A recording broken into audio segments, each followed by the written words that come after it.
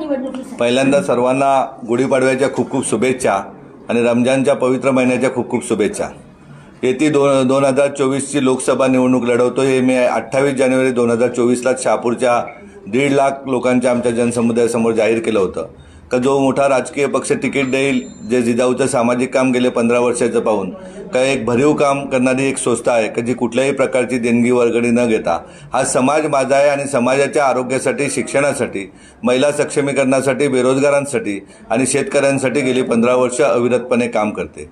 का नुसतं बोलून नाही तर आज बघायला गेलं तर एक मोठं हॉस्पिटल आहे 130 खाटाचं का जे अगदी सर्दी खोकल्यापासून पोटातल्या बाळाच्या सिझरपासून तर कॅन्सरपर्यंत कुठलीही शस्त्रक्रिया असली, कुठलाही उपचार असला तरी अगदी मेडिसिन सेवेत मोफत उपचार होतो। प्रत्येक गावपाड्यावरती मेडिकल कॅम्प घेतले जातात, दररोज 3 मेडिकल कॅम्प चालतात, एक रक्तदान शिबिर चालतो। त्याचबरोबर 18 रुग्णवाहिका आहेत की ज्या मोफत समाजाची सेवा करतात। 45 अभ्यासिक आहेत कोकणभर स्पर्धा परीक्षेचा की ज्याच्यातून स्पर्धा परीक्षेचं शिक्षण दिलं जातं। झडपोली येथे रेग्युलर क्लासेस चालतात आणि ठाणा येथे रेग्युलर क्लासेस चालतात। गट क ड चे 30 अकॅडमी आहेत की ज्यामध्ये 5000 विद्यार्थी येत्या वर्षामध्ये नोकरी लागतील अशा प्रकारचं स्वप्न ठेवलेलं आहे। 31 पोलीस अकॅडमी आहेत आणि या सर्व शिक्षण व्यवस्था आणि आरोग्याबाबत म्हणायचं गेलं तर गेल्या 15 वर्षामध्ये जवळजवळ 40 लाख समाज बांधवांना आरोग्याच्या सुविधा जिजाऊमार्फत उपलब्ध झालेल्या आहेत। आणि शिक्षणाबाबत म्हणायचं गेलं तर गेल्या 15 वर्षामध्ये 8000हून जास्त विद्यार्थी प्रशासनामध्ये नोकरीला लागले। साधं गणित आहे माझं का 8000 गुणिले 10 म्हणजे 80,000 मतदार झाले त्या नोकरीला लागलेल्या लोकांकडनं। आणि जे 40 लाख मी म्हणतोय आरोग्याचे उपचार केले त्यातील फक्त 10% पकडा ते 4 लाख म्हणजे 4,80,000 हे तर माझं घरचं मतदान आहे। त्याचबरोबर प्रत्येक गावामध्ये, प्रत्येक शाळेमध्ये वही वाटप केलेलं आहे, प्रत्येक गावामध्ये आंब्याची झाडं वाटप केलेली आहेत, प्रत्येक शेतकऱ्याला 5-5 झाडं दिलेली आहेत। त्याचबरोबर रक्त मागेल त्याला रक्त दिलेलं आहे। शहरामध्ये बघायला गेलं तर mehndi classes, beauty parlour classes, जेवण बनवण्याचे classes, yoga classes, English speaking classes, अगदी परप्रांतीय बांधवांप्रमाणे हातगाडे देऊन त्याप्रमाणे भाजीपाला विकणं, फ्रूट विकणं, त्याचबरोबर अगरबत्ती बनवणे, शॅम्पू बनवणे, साबण बनवणे, विविध प्रकारचे ट्रेनिंग देऊन आमच्या कमीत कमी एकट्या भिवंडी तालुक्यामध्ये 18,000 भगिनींना स्वयंरोजगार बनवला। असं या दोन्ही लोकसभा क्षेत्रामध्ये ठाणे आणि पालघरमध्ये 1.5 लाखाहून जास्त भगिनींना आम्ही स्वयंरोजगारने उभं केलेलं आहे। हे इतकं मोठं काम असल्याने या कामाला, सामाजिक कामाला ॲक्च्युली बाबासाहेब आंबेडकरांनी घटनेमध्ये लिहिलं होतं, छत्रपती शिवाजी महाराजांचा मानस होता का मिळालेलं कुठलंही पद हे समाजाच्या सर्वांगीण विकासासाठी गेलं पाहिजे। आणि घटनेमध्ये उल्लेख आहे का लोकप्रतिनिधी तो कुठलाही राहू दे त्यांनी 100% समाजकारण आणि समाजाची सेवा केली पाहिजे। आणि बाबासाहेबांना अभिप्रेत असलेली समाजसेवा देण्यासाठी येथे निवडणूक लढवतोय। सर्व जाती धर्म, सर्वच पक्षाचे सामान्य कार्यकर्त्यापासून वरिष्ठ लेवलचे कार्यकर्ते माझ्यासोबत आहेत। आणि नक्कीच माझं तर ठामपणे म्हणणं असतं की ज्याला हृदय आहे आणि त्याला जिजाऊ पाहिली, जिजाऊ कळली तो प्रत्येक मतदार मला मतदान करणारे 21 लाखापैकी। आणि मला एकट्याला मोठं न व्हायचं, एका आमदार खासदारापेक्षा खूप चांगलं आयुष्यारामाचं जीवन मी जगू शकत होतो, परंतु मला शेवटच्या माणसाला आमदार खासदारासारख्या फॅसिलिटीज द्यायच्या आहेत।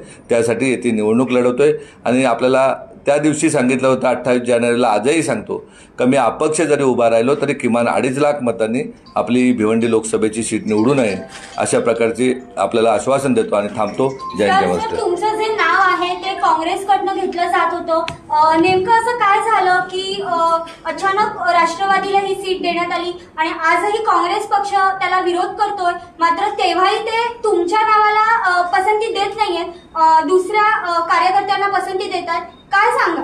यामध्ये ठाण्यातला एक किडा आहे, वळवळा किडा आहे ना, त्या किड्याने सगळी वळवळ केलेली, त्यांनी बाळ्या मामाला पण बिचारायला फसवलेलं आहे, त्यांनी कुठेतरी चिटिंग केलेली आहे आणि तो चिटिंग करून तो किडा वळवळत त्यांनी पवारसाहेबांच्या डोक्यात घातलेला आहे। आणि शेवटी वरिष्ठ लेवले पवारसाहेब आणि काँग्रेसचे ज्येष्ठ नेते म्हणजे सोनिया मॅडम जे ठरवतील तोच पक्ष आदेश होतो, महाआघाडीचा होतो, त्या दृष्टीने तो निर्णय झालेला आहे। कालपर्यंत परवापर्यंत काँग्रेसचं होतं का मैत्रित्वाची लढाई तरी आपण लढणार आणि अशा प्रकारे होतं, पण काल त्यांच्याकडनं निरोप आला का मैत्रित्वाची लढाई होऊ शकत नाही, देशाची संघटन म्हणजे त्यांची महाविकास आघाडी ही रद्द होऊ शकते। मग आपण अपक्षाची जी तयारी केलीच होती, आपण प्रचार कुठेही थांबवला नव्हता, कोणता पक्ष तिकीट देईल म्हणून प्रचार थांबला असं।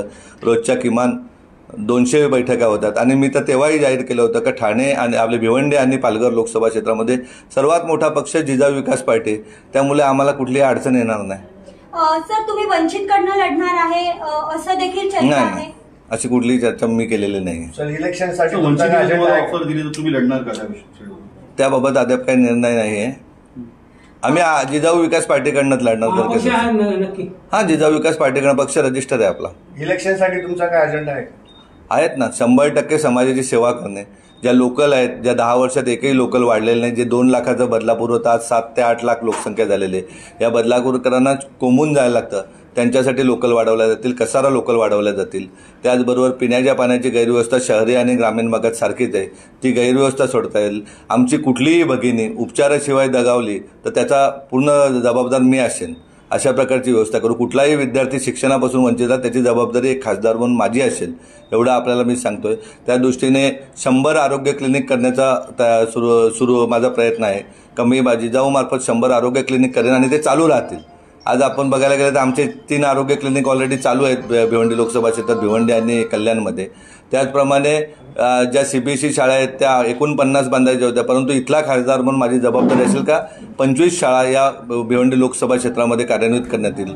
भिवंडीचं IGM राहू दे, वाड्याचं रुग्णालय राहू दे, शहापूरचं उपजिल्हा रुग्णालय राहू दे, बदलापूरचं रुग्णालय राहू दे किंवा मुरबाडचं रुग्णालय राहू दे, रुग्णालय आणि शिक्षण या दोन्ही गोष्टीकडे माझ्या गांभीर्याने लक्ष असेल. आणि आरोग्य लोकांना शासनाकडूनही जास्तीत जास्त आरोग्य सुविधा कशा मिळतील अशा प्रकारची व्यवस्था मी करेन. शैक्षणिक सुविधा कशा मिळतील याबाबत प्रयत्न करेन.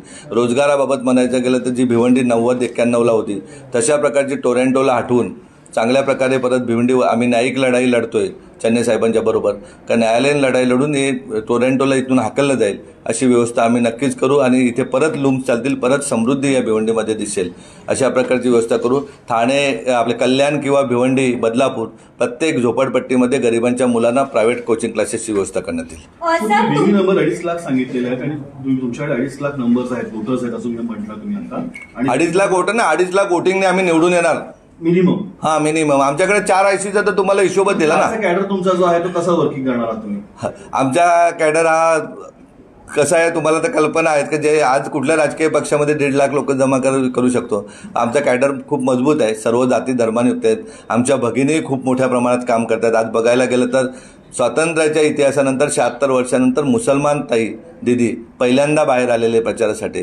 मग काहीतरी तिला आशा वाटतेत ना जिजाऊकडनं. तुमच्याबरोबर भाजपचे काही पदाधिकारी देखील जोडले गेले, ते तुमच्यासाठी मदत करणार. अहो, तुमच्यासारखे पत्रकार आहे, ज्याला हृदय आहे तो प्रत्येक माणूस जिजाऊच्या बरोबर असेल. जर एक शेतकऱ्याचा मुलगा झडपोलीवरून भिवंडीला बसने प्रवास करून इथे शिक्षण घेतलेलं आहे आणि भिवंडीचे एहसान फेडण्यासाठी तो जर लोकप्रतिनिधी म्हणून परत जर भिवंडी त्याला समृद्ध करायचे तर हर नागरिक माझ्याबरोबर 21 लाख मतदार माझ्याबरोबर, तेवढं सांगतो तुम्हाला. मला कोणाला एकाला टार्गेट करायचं नाही. जे उभे आहेत तेही माझे मित्रच आहेत, त्यांच्याबद्दलही मला वाईट कोणाला बोलायचं नाही.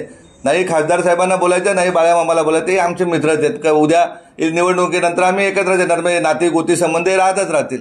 त्याच्याबद्दल कोणाचं मत नाही. मला माझं जे चांगलं काम आहे तशा प्रकारची व्यवस्था शासनाकडून करून घ्यायची. का आज 8 CBSE स्कूल आहेत, 45 वाचनालय आहेत, ते गावोगावी मला या लोकसभा क्षेत्रामध्ये प्रत्येक गावामध्ये वाचनालय उभं करायचं आहे. प्रत्येक गावामध्ये पोलीस अकॅडमी ज्याप्रमाणे पश्चिम महाराष्ट्रात सांगलीला आहे तशा प्रकारची काही इथले मुलं युद्धामध्ये म्हणजे सैन्यामध्ये गेले पाहिजेत, पोलीसमध्ये गेले पाहिजेत. परवाची 17,000 भरती निघाली, 1,000 विद्यार्थी झडपूरला राहण्याची व्यवस्था केली मी. असा हा कार्यकर्ता आहे. याला एकट्याला मोठं नाही व्हायचं, शेवटच्या माणसाला मोठं करून जायचं आहे. ज्याला आई वडील नसलेला मुलगा आपल्या जिजाऊमध्ये येतो आणि तो IPS ऑफिसर म्हणून आज पश्चिम बंगालला नोकरी करतो. स्वप्नील माने त्याचं नाव.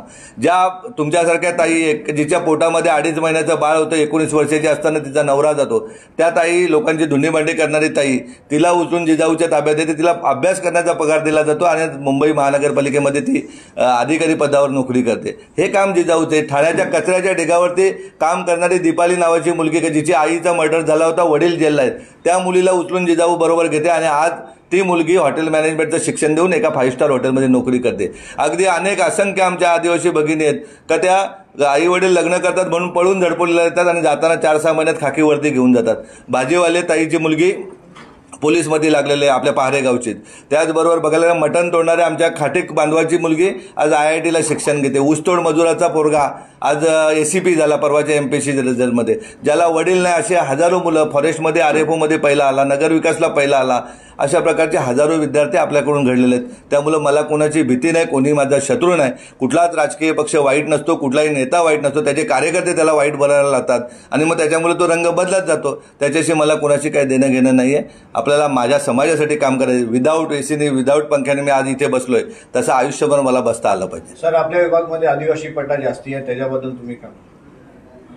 त्याच्याबद्दल तुम्ही माहिती काय जिजाऊ काय काम करते? जिजाऊने मोखाड्याला 3 CBSE शाळा काढल्या, जव्हारला 2 काढल्यात आणि आता मी सांगितले 25 म्हणजे गरिबांची मुलं मग ती कुठल्याही अगदी ब्राह्मण समाजाची असतील तरी त्यांना शिक्षण दिलं पाहिजे, त्यांनाही सोयी, तीही माणसंच आहेत. मी 91ला इथे कॉलेजला असताना मी बघितलं वावरवानी कांड झाला, त्याच दिवशी माझ्या हृदयात अडलं का जर आपल्या बांधवांची अशी मुलं जात असतील तर आपला जगण्याचा काय अर्थ नाही. त्या दृष्टीने मी हॉस्पिटल काढलेले. प्रत्येक जिल्ह्यामध्ये, कोकणच्या 5 जिल्ह्यामध्ये 5 हॉस्पिटल आपले उभे राहतील येत्या 5 वर्षामध्ये. 50 शाळा CBSEच्या उभ्या राहतील, एवढंच सांगतोय. देशातला शेवटचा प्रश्न आहे, तुम्ही प्रश्न विचारा. देशातला पहिला प्रयोग शिक्षण व्यवस्थेमध्ये असा केलेला आहे की इयत्ता 9वी पासून JEE आणि नीटचे क्लासेस चालू केले आहेत. का आपल्याला गरिबाच्या मुलाला डॉक्टर, आणि त्यासाठी IIT टीचर अहमदाबादवरून आणलेले आहेत. हे विजन जिजाऊचे निलेश सांबरेचे की किमान 40 विद्यार्थी गव्हर्नमेंट मेडिकल कॉलेजला गेले पाहिजेत, 40 विद्यार्थी IITला गेले पाहिजेत, 40 विद्यार्थी न्यायाधीश झाले पाहिजेत, त्याचंही फाउंडेशन चालू आहे. 40 विद्यार्थी MPSC UPSC झाले पाहिजेत. देशाच्या टॉपर UPSCमध्ये या ग्रामीण भागातील विद्यार्थी गेला पाहिजे आणि तो पंतप्रधान कार्यालय चालवायला गेला पाहिजे. 39 वर्षे त्यांनी सेवा केली पाहिजे. हे निलेश सांबरेचं स्वप्न आहे. आपल्या ग्रामीण भागातील विद्यार्थी CA झाले पाहिजेत. ज्याप्रमाणे बाजूला गुजरात, राजस्थानचे होतात तशा प्रकारची व्यवस्था झाली पाहिजे. बाजूच्या हैदराबादला कधीतरी तुम्ही सांगा पत्रकार मंडळी, तुम्हाला मी दिल्लीची ट्रिप नाही देणार, परंतु हैदराबादची एज्युकेशन व्यवस्था बघायला नेईन.